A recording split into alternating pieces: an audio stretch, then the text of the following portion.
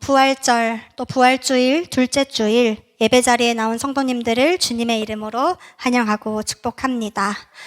지난 월요일 프란치스코 교황이 주님의 부르심을 받아 선종하셨다는 소식을 모두 들으셨을 것입니다. 많은 크리스천들에게 귀감이 되고 또 도전이 되었던 이 교황의 죽음에 함께 슬퍼하면서 오늘 말씀을 시작하기 전에 그가 걸어온 발자취를 함께 되새겨 보려고 합니다.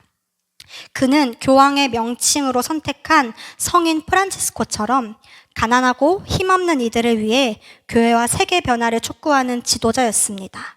그의 본명은 호르에 베르고 글리오로 1936년에 아르헨티나 부에노스 아이레스에서 태어났습니다. 그리고 1929년에 조부모와 아버지가 이탈리아 항구 도시 제노바를 떠나서 이 아이레스로 이주하였기 때문에 이 어린 시절부터 전 세계 이주민들이 겪는, 난민들이 겪는 폭력과 차별을 몸소 경험했던 사람입니다.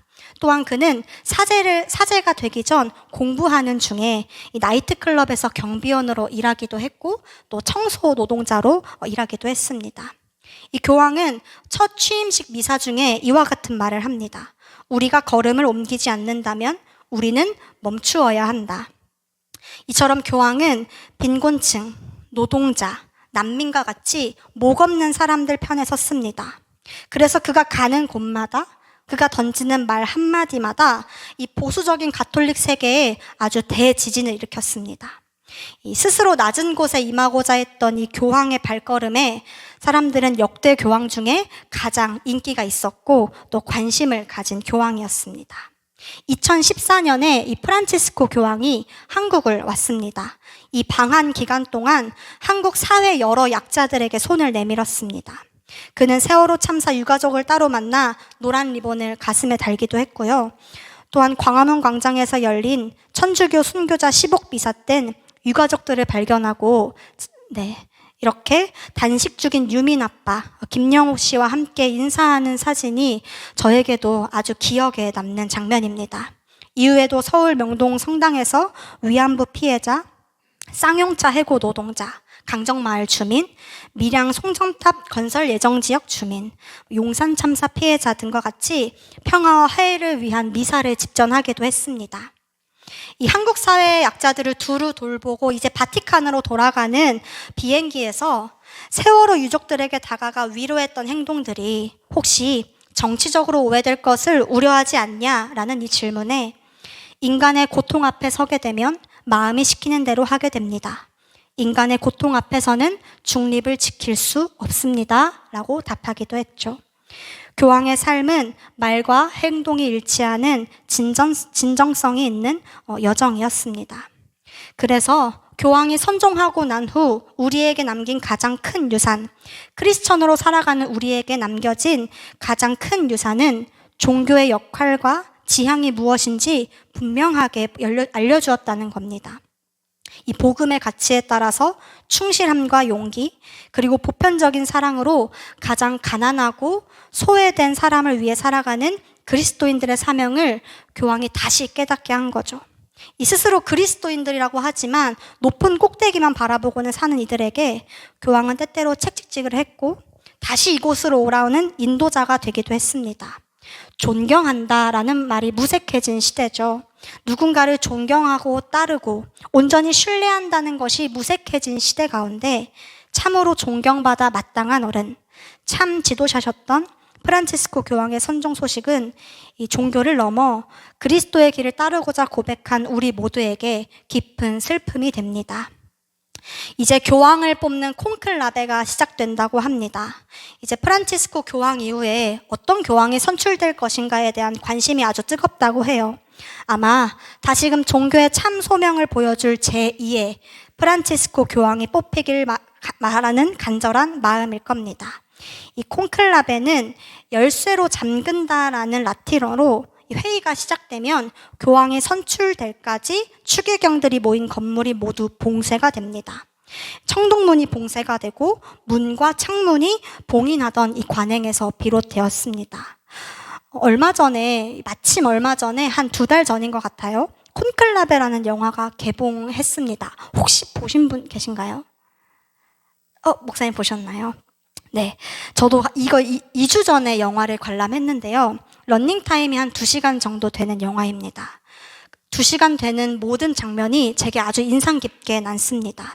아직 영화관에 있을지는 모르겠지만 혹 나중에 이게 OTT로 나온다면 꼭 한번 보시길 추천드립니다. 이 교황을 선출하는 콘클라베의 과정을 아주 세밀하게 보여줘요. 그 안에 다양한 연대도 있지만 다양한 야합도 있고 정치적 갈등도 있고 인간의 아주 보고 싶지 않은 부끄러운 모습을 세세하게 보여줍니다. 제게 이 영화를 보고 가장 인상 깊은 한 장면을 뽑으라고 한다면 극 중에서 로렌스 추기경 단장, 이 콘클라베를 이끄는 이 단장이 이제 콘클라베를 시작하면서 한 설교의 장면입니다. 한번 볼까요?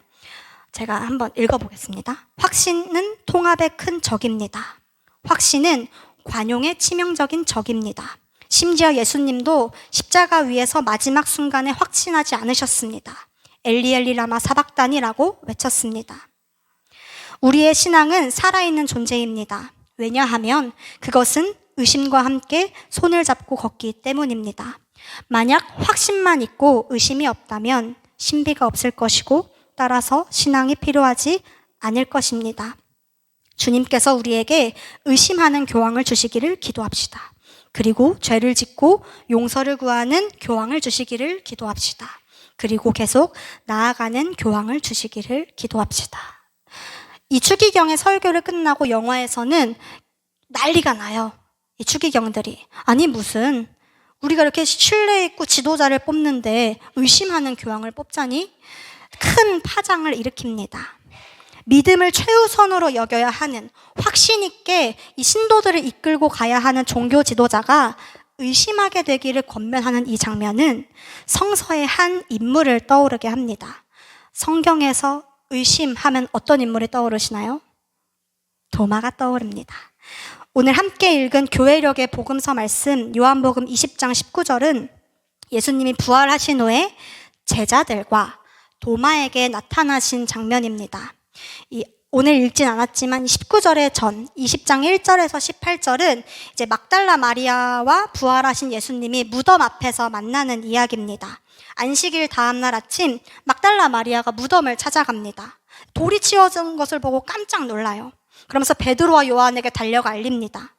두 제자가 달려와서 보니 정말 예수님의 시신은 없고 세마포와 머리를 쌌던 수건만 남아 있습니다. 요한은 그 모습을 보고 믿었지만 그들은 아직 예수님의 부활을 완전히 이해하지는 못했습니다. 제자들이 돌아간 후에 마리아는 무덤 앞에서 울다가 천사를 만납니다.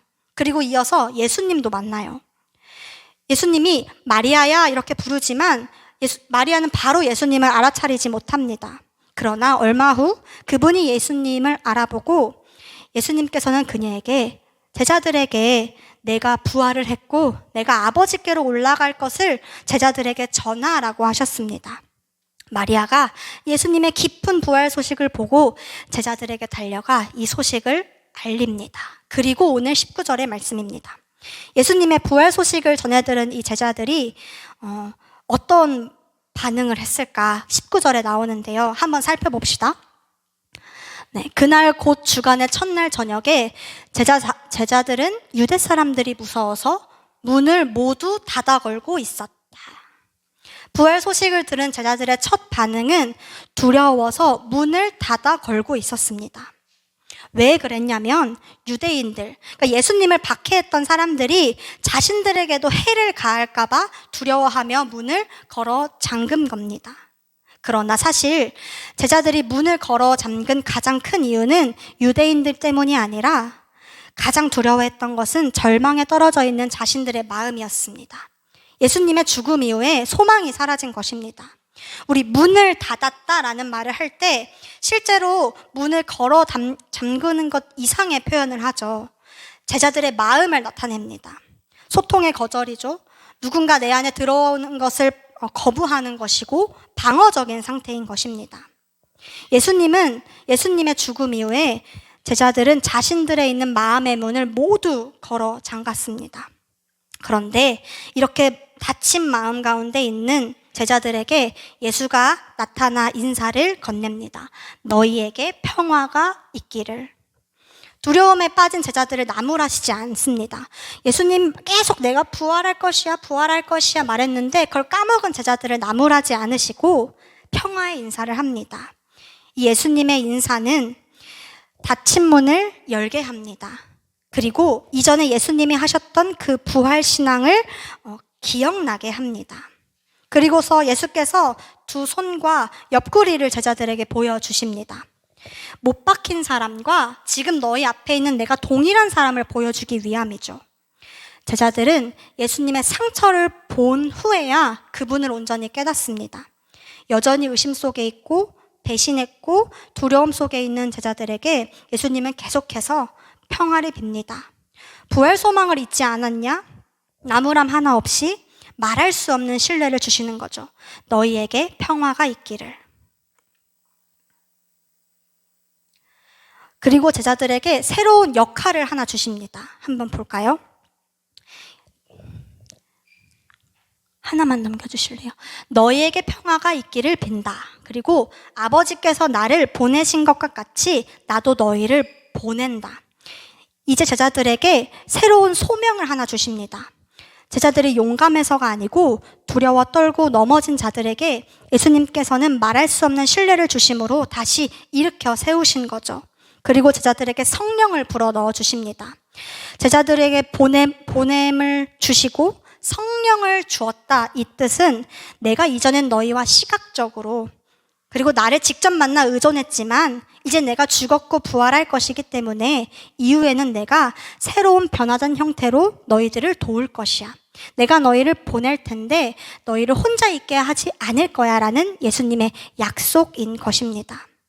예수님이 제자들에게 성령을 불어주실 때 한 제자가 없습니다. 누가 없었을까요? 도마가 그 자리에 없었고 이후에 도마가 등장합니다. 제자들은 신이 났죠. 예수님이 살아났어. 상처도 보여주셨고 우리에게 성령을 주셨어.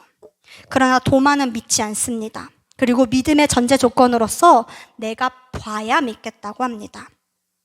이 도마의 태도 때문에 우리 오랜 세월 동안 도마하면 의심하면 도마, 믿음이 적은 사람 도마라고 여겨졌습니다. 근데 도마는 정말 그런 사람일까요? 도마는 정말 의심이 있어서 내가 보고 믿겠다라는 말을 한 것일까? 요한복음 곳곳에서 도마는 아주 중요한 역할을 합니다. 요한복음을 살펴보면 요한복음 순간순간마다 도마의 용기를 발견합니다. 요한복음 11장 16절에 나오는 말씀인데요. 베다니에 있는 나사로를 살리러 가자라는 예수님의 말씀에 제자들은 유대인들의 위협에 걱정을 하는데 이렇게 말합니다. 우리도 그와 함께 죽으러 가자. 모두가 주저하는 상황 속에서 도마는 용기를 냅니다. 우리도 그와 함께 죽으러 갑시다. 뜨거운 마음과 용기를 가진 사람이죠. 또 요한복음 14장 5절의 말씀을 한번 살펴보면요. 도마는 예수님이 가실 곳을 이해하지 못해서 질문을 던집니다. 주님, 우리는 주님께서 어디로 가시는지도 모르는데 어떻게 그 길을 알겠습니까? 아무도 예수님이 가는 길에 질문을 하지 않아요. 그냥 따라갑니다. 그런데 도마는 예수님이 가실 곳에 대해서 질문하는 용기가 있는 사람입니다. 그래서 이 도마의 질문에 예수님이 내가 곧 길이요, 진리요, 생명이다라는 답을 남기셨죠. 도마는 예수님이 현현하신 이 사건을 실증적으로 바라보았습니다. 제자들이야 예수님이 나타나셔서 손도 보여주고 옆구리도 보여줘서 이 사실을 믿을 수 있었는데 도마는 믿지 못한 거죠.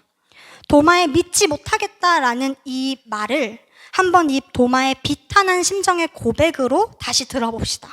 과연 우리가 의심 많은 도마라고 했던 이 손가락질을 거두게 될 것입니다. 도마는 예수님을 가장 가까이서 모셨던 직계 제자입니다. 예수님의 십자가 사건을 두 눈으로 보았고 장사된 것도 보았습니다. 그리고 가장 가까운 사람, 가장 사랑했고 믿었던 그 예수님이 무력하게 죽어가는 것을 보았을 때 그 도마의 마음은 어떠했을까요? 그런데 그렇게 죽었던 사람이 갑자기 부활을 했다니, 여기에 왔다고 하니 도마의 마음에는 의심의 싹이 트기 시작합니다. 내가 십자가에 못 박힌 것을, 내가 장사된 것을 내가 두 눈으로 보았는데 다시 살아나셨다는 걸 믿을 수가 없다. 내가 만져보아야, 내가 선생님을 보아야 부활하심을 믿겠다라는 비탄한 심정의 고백인 거죠. 카라바조라는 화가의 대표적인 작품 의심하는 도마, 이 그림을 모두 한 번씩은 보셨을 것 같은데요. 네, 이 그림 모두 한 번씩 보셨을 것 같습니다. 이 도마의 마음에 피어난 이 고백을 아주 극적인 장면으로 사실적으로 그렸습니다. 한번 봅시다. 이 네 사람의 시선은 한 곳을 향하고 있습니다. 예수님은 옷자락을 걷어 올리고 옆구리 상처를 보여주죠. 그리고 예수님이 도마의 손목을 직접 잡고 이 상처의 절개부에 만져보도록 이끌고 있습니다. 도마의 손목을 잡은 예수님의, 지금은 잘 안 보이는데 손등에는 이 못자국이 뚜렷합니다. 도마는 오른손을 뻗어 예수님의 상처 자국에 손가락을 찔러 넣고 있습니다. 상처를 바라보는 그의 눈빛이 아주 예리해요. 성도님들은 이 그림이 어떻게 보이시나요? 이 그림을 불경하다고 하는 사람도 있습니다. 그런데 저는 도마의 손목을 잡고 자기 옆구리 상처를 만져보게 하는 이 그림이 마치 예수님이 도마의 의심을 인정하는 것처럼 느껴집니다. 예수님의 부활을 의심하고 상처에 손을 넣는 이 도마에게 의심해도 괜찮다라고 말씀하시는 것처럼 저는 그림이 보여요. 내가 믿지 못하겠다라고 말하는 도마에게 부활하신 주님이 나타나십니다. 그리고 상처에 손을 한번 넣어보라고 말씀하시죠. 의심을 떨치고 믿음을 가지라 권면하십니다. 본인의 솔직한 마음을 보이기를 주저하지 않는 도마, 믿는 척하지 않는 도마에게 주님이 나타나십니다. 이것이 하나님 앞에 한 점 거짓 없이 나오는 자에게 주어지는 복음입니다. 도마는 의심 가운데 주님을 만났고 그 만남은 가장 깊은 신앙의 고백, 나의 주님, 나의 하나님이라는 고백하도록 이어졌습니다. 한때 의심했던 자, 삶과 죽음, 진짜와 가짜 사이에서 갈등했던 자가 예수님을 만나서 터뜨렸던 이 고백, 나의 주님, 나의 하나님은 이 신약서를 통틀어서 가장 진실된 신앙 고백으로 꼽힙니다. 그리고 그때 예수님께서 도마를 향해, 그리고 동시에 미래를 향해 이렇게 말씀하십니다. 29절의 말씀입니다. 너는 나를 보았기 때문에 믿느냐? 나를 보지 않고도 믿는 사람은 복이 있다. 이 29절의 말씀을 읽을 때 우리는 되게 이상함을 느껴요. 예수님이 의심한 도마를 나무란 것처럼 이 구절이 읽히기 때문이에요. 그래서 저도 혼란이 와요. 28절까지는 의심하는 도마가 되게 용기도 있고 믿음이 있는 것 같은데 이 예수님의 말씀을 듣고 그래서 의심을 하면 안 된다는 건가? 라는 혼란에 빠지기 시작합니다. 그러나 이 29절의 말씀은 단지 도마를 꾸짖는 말씀이 아닙니다. 이는 도마의 믿음을 부족하게 만드는 예수님의 말이 아니죠. 예수님께서는 도마의 진실된 고백을 소중히 받으십니다.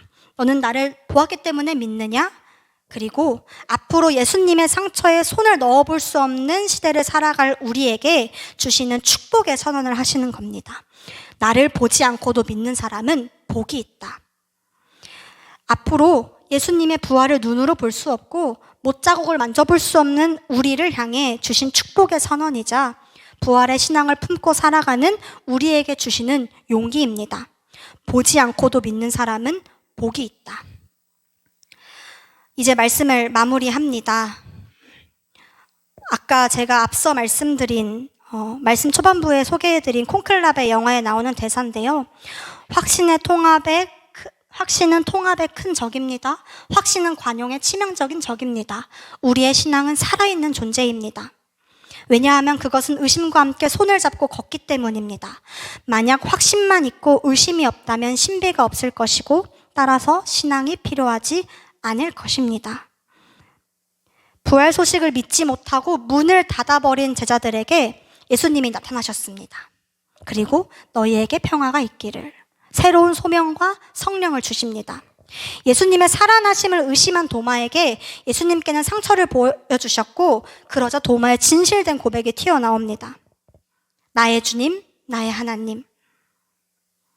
사랑하는 선한이웃교회 성도 여러분, 우리 신앙 가운데 만약에 내가 믿는다라는 것으로 덮어둔 것이 있다면 거두어 냅시다.